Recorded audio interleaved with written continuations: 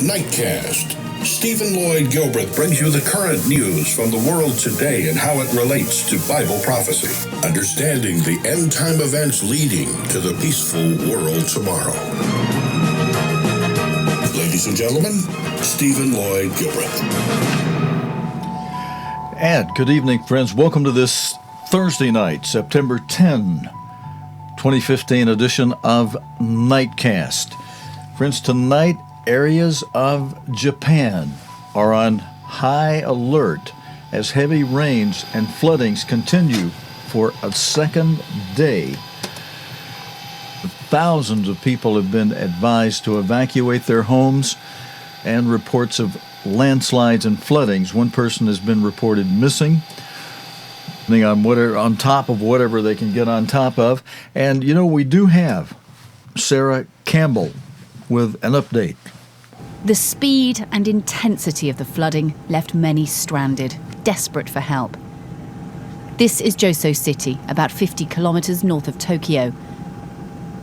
After 2 days of heavy rain, the Kinagawa River burst its banks, with the floodwaters stretching up to 8 kilometers from the breach. Whole buildings were dislodged, unable to withstand the sheer force of the water.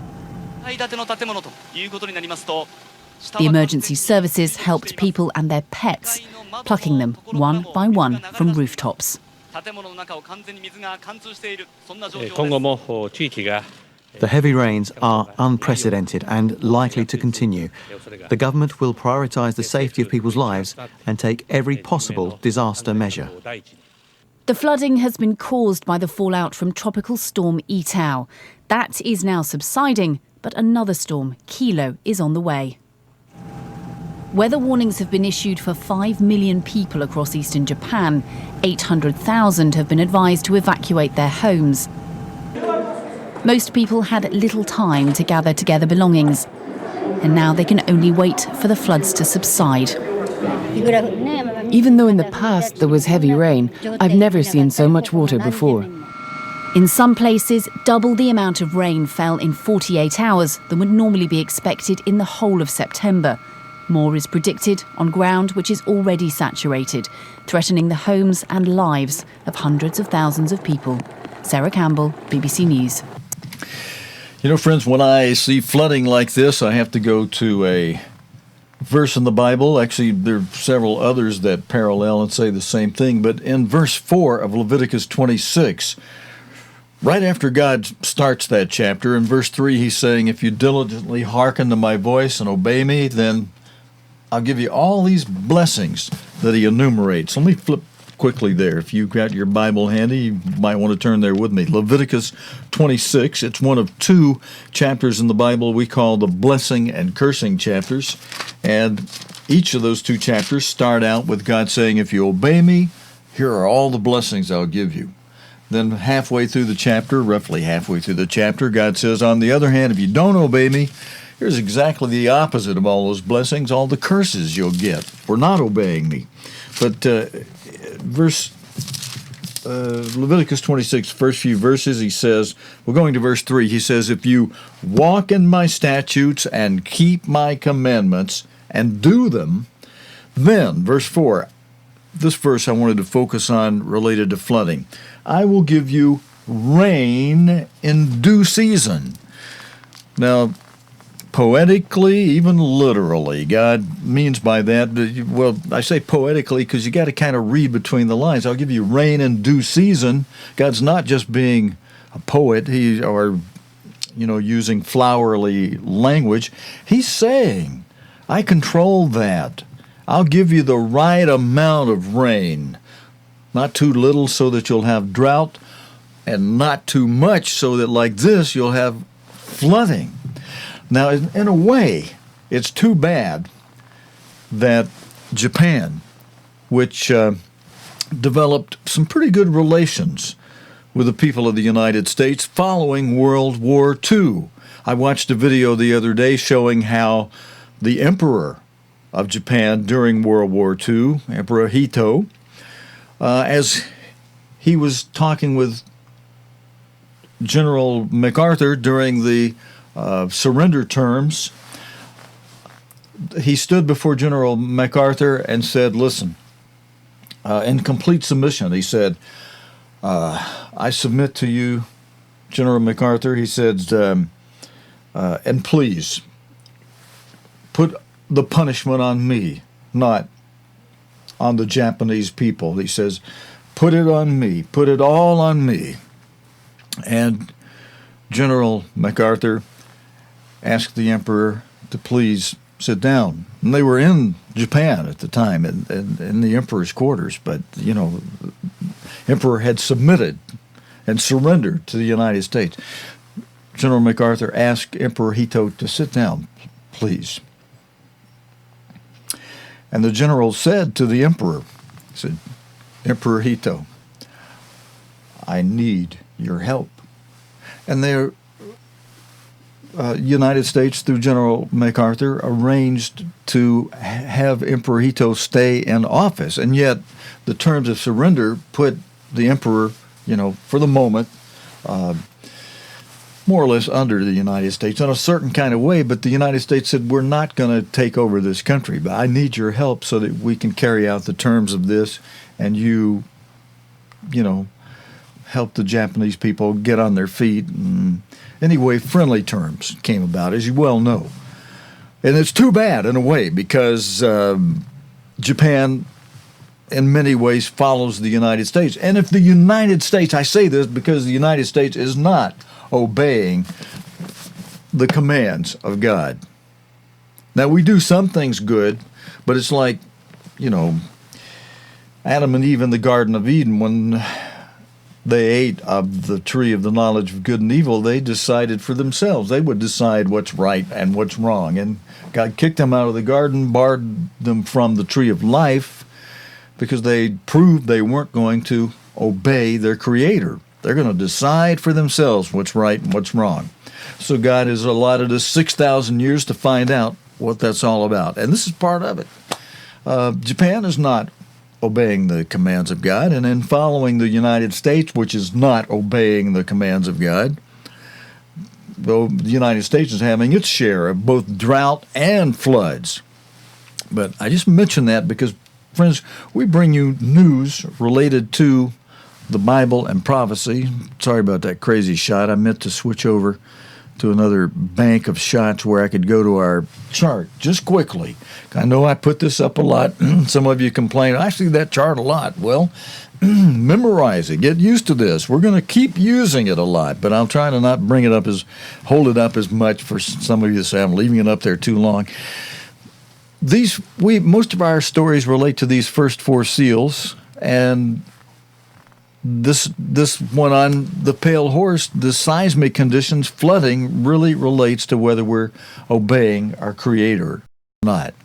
And then, while I got that up there, let's use it to go to our next story. Our next story is going to relate to the second seal from the book of Revelation. It's in the second column where you see the red bar, the red horse at the top. Revelation 6 depicts this second seal as a red horse, which Jesus Christ described in plain language via the gospel writers, Matthew, Mark, and Luke, as war and rumors of war.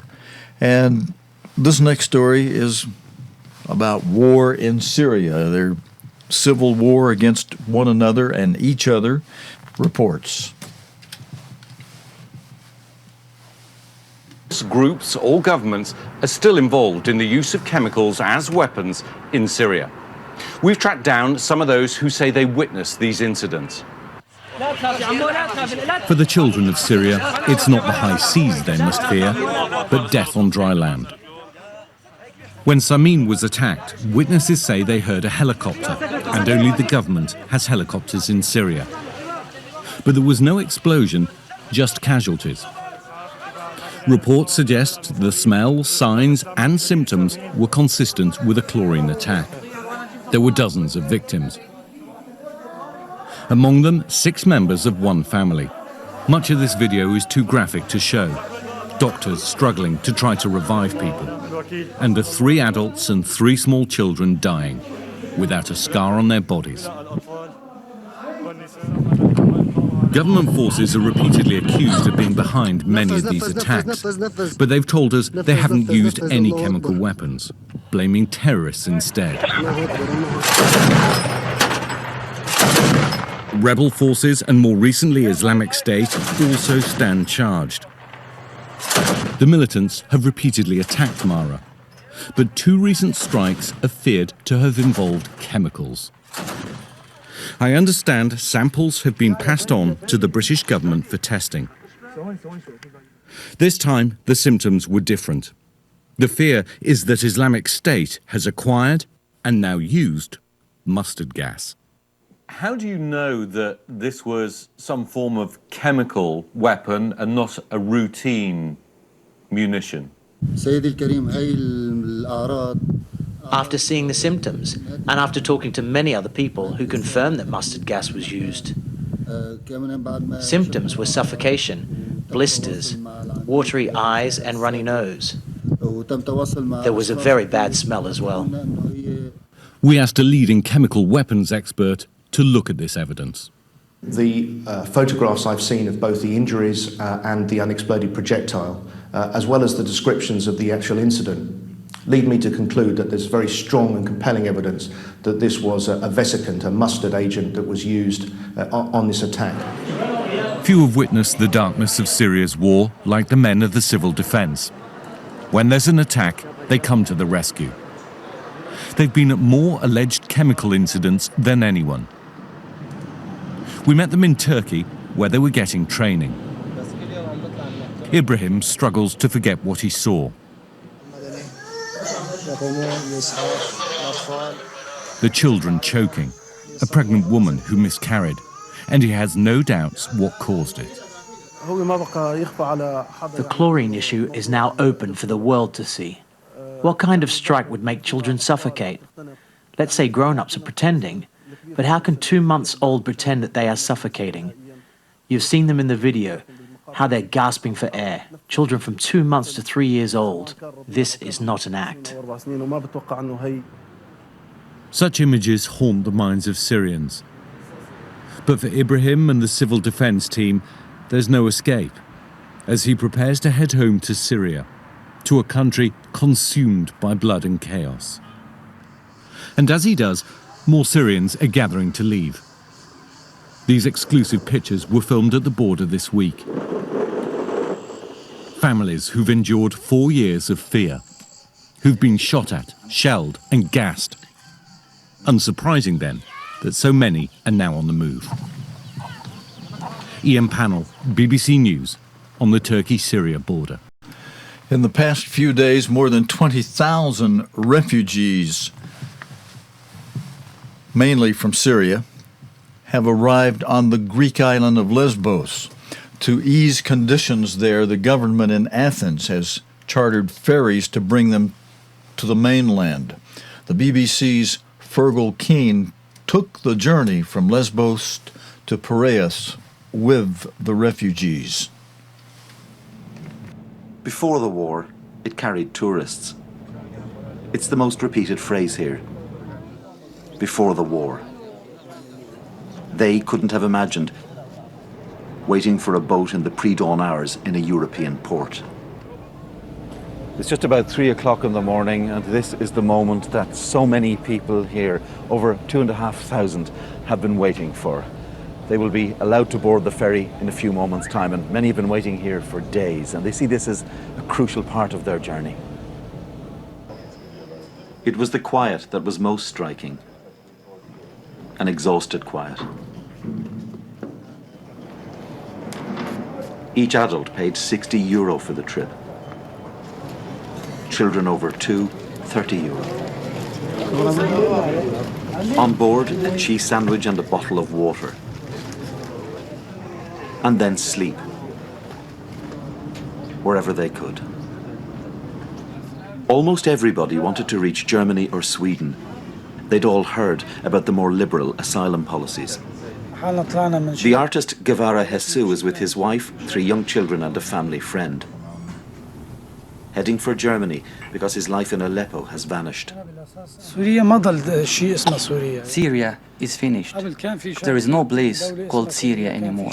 There was a nation called Syria, a life called Syria. But now, nothing.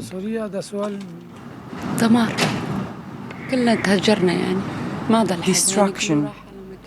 The war has displaced us all. Everybody has left. Last year, my brother was slaughtered.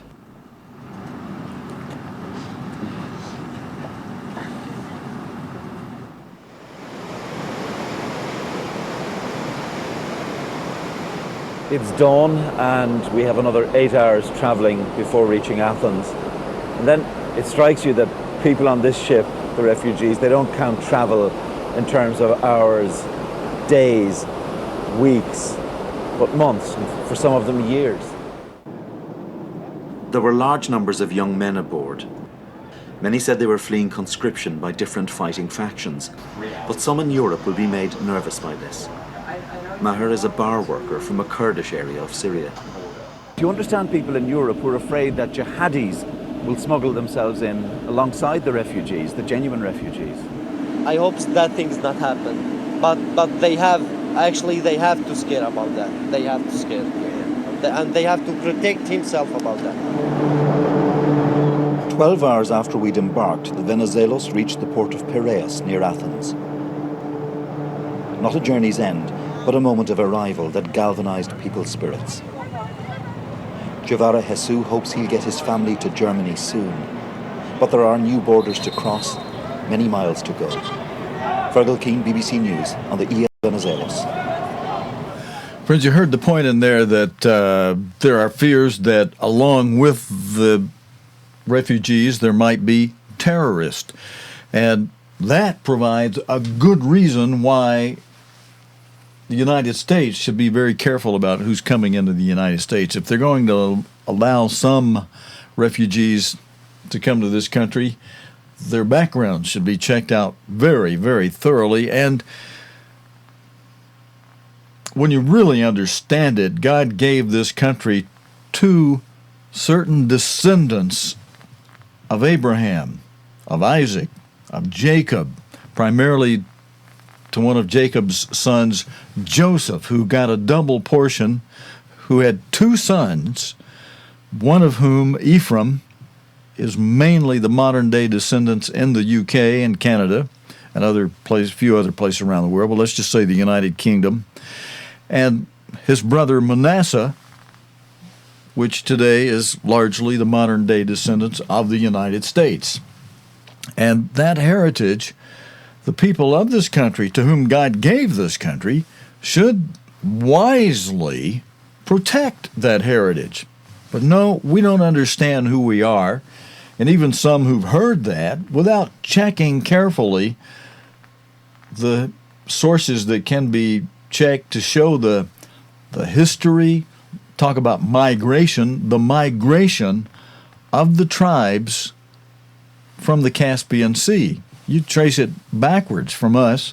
You say, oh, wow, that's where we came from. Well, that's where the lost 10 tribes went. And then you check Genesis 49, where God, through Jacob, told the sons of Jacob, where they would be in the latter days. In the latter days, the days just before Jesus Christ would return. And that is these days today. All right, now, we've got a lot of news tonight, so I'm just going to throw those few things at you. We cover that a lot more on another channel on the weekend. And those of you that have interest in what I'm saying in that way, you're welcome to contact me and say, hey, I'd like to find out more. Well, I'll tell you where you can get your ears really full. All right, let's go on our next story. The Hungarian government is preparing to send soldiers to the country's border with Serbia, where thousands of people have been attempting to cross. Anna Hannigan reports from Rozik. These shambolic scenes will forever be associated with Hungary's response to the refugee crisis. Police officers trying to manage confused, exhausted, and often bewildered people. It's a challenge to avoid confrontation. What we're starting to hear here in Hungary are reports that there is a lot of sympathy for the police. Many of these officers, according to the reports, are still cadets. They haven't finished their training, but the country doesn't have the resources. They're trying to control a situation that's simply out of control. Much like Hungary, they've been given an impossible task. They say they've been waiting and waiting. They just want to be allowed to pass through Hungary. They don't want to stay here. Nobody in Europe, it seems, was prepared for this. These people are back in the system of sorts. Hungary, though, is still crying out for solutions. None of this is of their making. It's purely an accident of geography and what has been until recently somebody else's responsibility. Anna Holligan, BBC News, on the Hungary-Serbia border. Okay, thank you, Anna. And friends, I've got some, I have a piece of video that shows something very interesting. A Hungarian camerawoman has been sacked after apparently tripping up migrants. They were trying to escape from a collection point in the village of ROSZKE, however you pronounce that, Rask, near the Serbian border in Hungary. Hungary's N1 TV, for whom she worked, said in a statement that an employee had shown, quote-unquote, unacceptable behavior. Now, this video, we're going to show it to you, was produced by Ed Ram and Jasmine Coleman. And for those of you watching by, or listening by podcast, let me read these subtitles for you. At the Hungary-Serbia border, this camerawoman has been sacked. She was filmed tripping migrants. There goes one right there. She tripped a man and a boy. There they go. There it is again. The man and boy were fleeing police. And then she's filming now. She was also caught on camera tripping, kicking a young girl. And the video shows her kicking the young girl. Petra Laszlo was working for Hungary's N1 TV. It supports anti-immigration party Jobbik. Hungary has struggled with migrants. Thousands pass ROSZKE, Rask, on the way to Western Europe. There are calls for this camerawoman to be charged. I guess that means criminally charged, and that's the end of that special film on that from Hungary. Now to Afghan we go next for the next story, friends, where they also have people migrating out of Afghan, and the crisis, this migrant crisis, which has engulfed parts of Central Europe, shows no sign of slowing down. The majority of the migrants are from Syria, but as I'm trying to tell you in this intro here, many others have made the long journey all the way from Afghanistan. Lise Doucette reports. Wait! You have to wait! Now there's a system as well as sympathy at this border. Water and food for the thousands arriving here every day. And in the midst of a makeshift camp, a quiet corner for children, all drawing the same big suns and big warplanes in the skies they left behind. Like the adults here, most are Syrian. But 3-year-old Kausar is from Afghanistan. Her brother Mohammed is only 1. Old enough, their parents felt, to risk this hazardous journey. Sami Kazi Khani is travelling with his young daughter and wife. He tried and failed to get asylum more than a decade ago in Britain. He insists not only Syrians face great danger. There are lots of people being killed by the Taliban, and there are lots of people being kidnapped by the Taliban, so nobody cares about that. There's no broadcast for the Afghans, but if there's any single things in Syria, every media all over the world will broadcast it. You think this is unfair? Absolutely. I meet Afghans from across their country, all hoping Europe's door is open. They just have to be on a list to get out of Greece. There's 50 on this one, organised by a young man with a degree in economics. He doesn't want his face to be filmed. Okay, the last. Okay. Why are so many Afghans leaving? The people with you represent all of Afghanistan. Yes, when I was in Kabul, around 2,000 people. Every day they taking passport to leave Afghanistan. But you had so much international aid, international troops in your country? We had, but not now. Many soldiers left Afghanistan, and now the Taliban are so stronger than before. Now it's their turn to cross this metal barrier set up in the past 10 days by Greek police. Gone, at least for now, the chaos of earlier weeks. There's even a place to pick up new shoes along the short walk to Macedonia's border. Some have been on the road for months. Tempers fray, tears fall. Some Afghans admit they're not sure where to end their journey. It's not clear which country will be ready to give them asylum. This flow of people shows no sign of stopping. Most of them coming from Syria, where the West has held back from a major military involvement.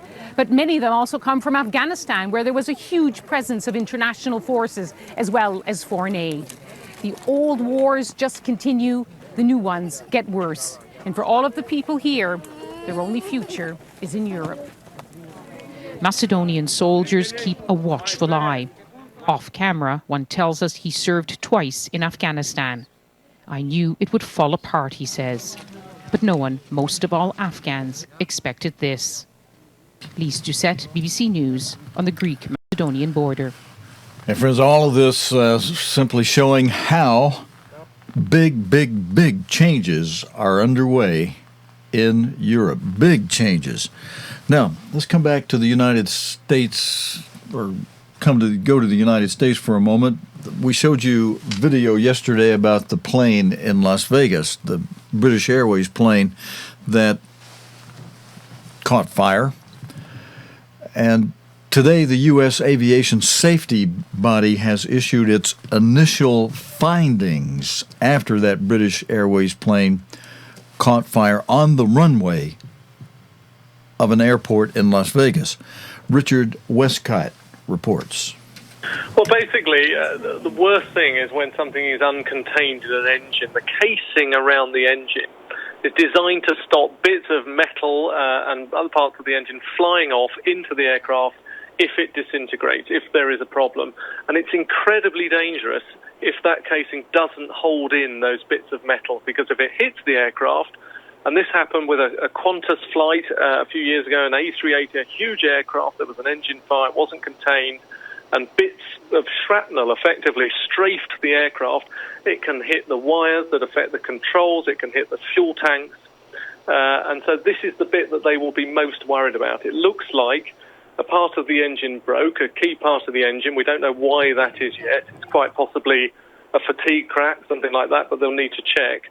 But that when the engine disintegrated, parts of that engine flew out past the casing, which is meant to hold it in, and ended up on the runway and probably hit the aircraft. So that is why they've said this initially, because potentially, if there is a problem with this engine and other aircraft as well, they might have to look at this engine on other aircraft, and then you might get into the realm of groundings. But we're a long way from that yet. It is a well-proven engine. This is more likely to be a one-off, but there are potentially quite big implications. Now, we go to India, friends, where women's groups have been protesting outside the Saudi Arabian embassy in Delhi after allegations that a Saudi diplomat raped and abused 2 housemaids. The 2 women who are Naphtali were rescued by police from the diplomat's home earlier this week and have since been sent back to Nepal. Sanjoy Majumdar reports.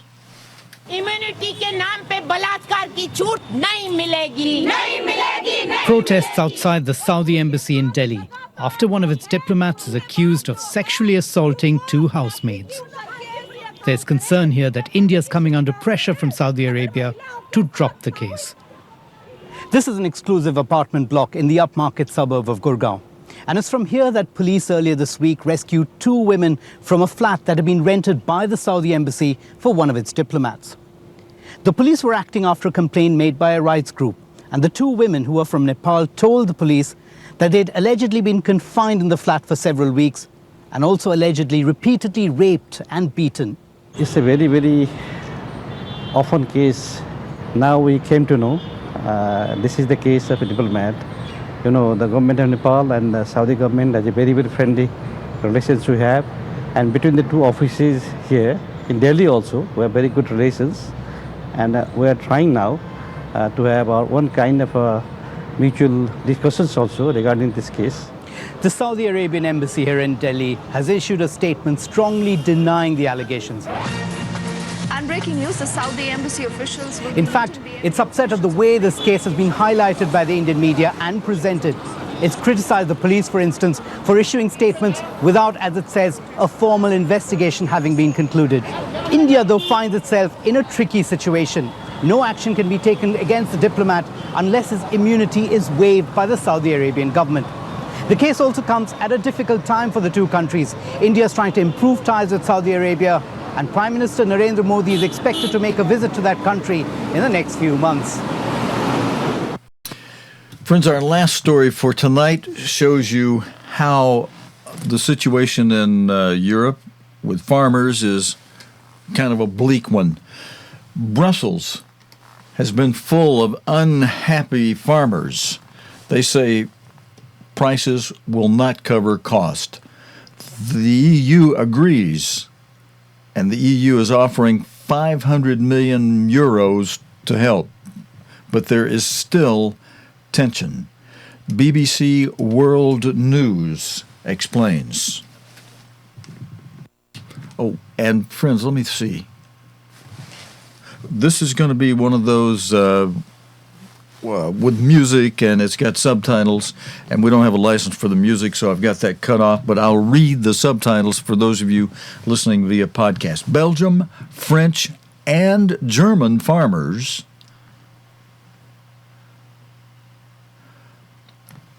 are doing the protesting. Their destination is Brussels. They were demanding emergency EU funds. France's agriculture minister says 22,000 farms face bankruptcy. Milk producers have been hit hard after deregulation this year.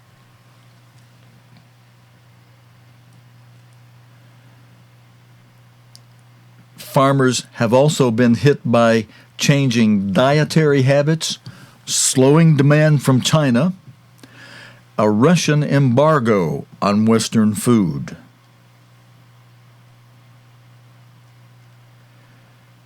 And the picture now is moving over to the EU headquarters. Ministers today agreed. Now they agreed on September 7. This is from September 7. They agreed to a $500 million aid package.